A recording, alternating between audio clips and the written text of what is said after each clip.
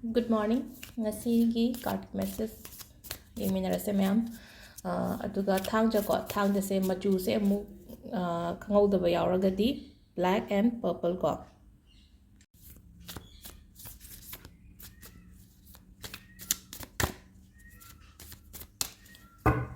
Dusidagi ahum gatang lathokpirase ko card se. Ado thangjane thangjadi kekeno tawba yaba tawbiyo ko. Akoigi ina mamangda sum hayudo karpur long mai thadokpagumba ma leire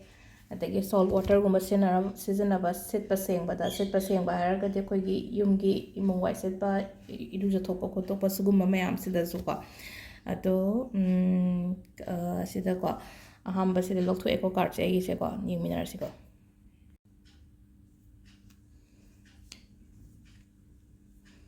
Quite first ki se ko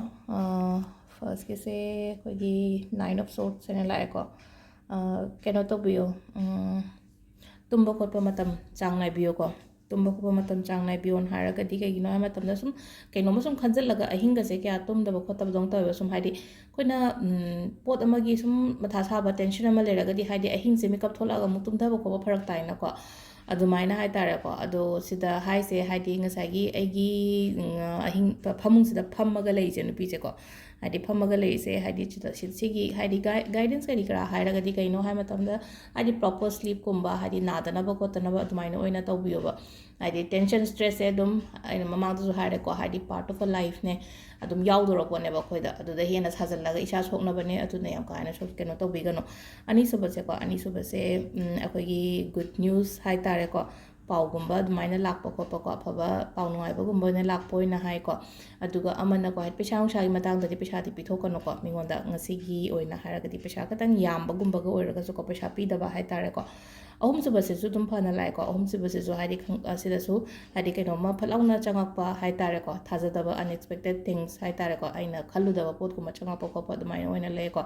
ado sida leire akogi card ahum se ko card ahum is a general reading hairagadi haidi sum numit sigi oina energy se haidi kari kari sum lege haibagi mayamna su yamna thawayong na yengbagi damakta thagachabane ko ado sida loinamak 100% accurate oyo haibadi leite ko mi amaga chanagani amaga chanaroi ko haidi kainogi population se hairasine ko haidi mi crore sok leibasida haidi loinamaka haidi same to same aduni haibadi yaroba do ngasagi card ki message se sum nungai na haidi ngasi phani hairagadi wakhando nungai trane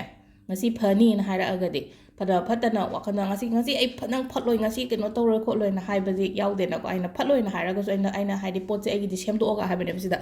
negative card ni ko negative card oi cha chu daina tawgono na hair bisida natraga ni nang nani khoni haida nadana ba tawse haibane guide ne bisida piri se aduduna sida ko sida haidi numitugi sum wakhando nungai na bagi damakta semjaba kaino ni ko message ni ko aduga amana mu kaino haga timing main oina ko haidi aina timing katang haibu timing di minute 30 second da loino timing ga ga pulap haibase nungtigi segi aigi daily aigi task hai tare ko aina nungtigi mayam gi damak tawjari se ado sida pung sina ko ayuki pung 3 ka minute 16 tagina 9 ga minute 9 phawng leire adagi mu 13 ga minute 9 dagina 3 ga minute 9 phawng leire adagi 5 ga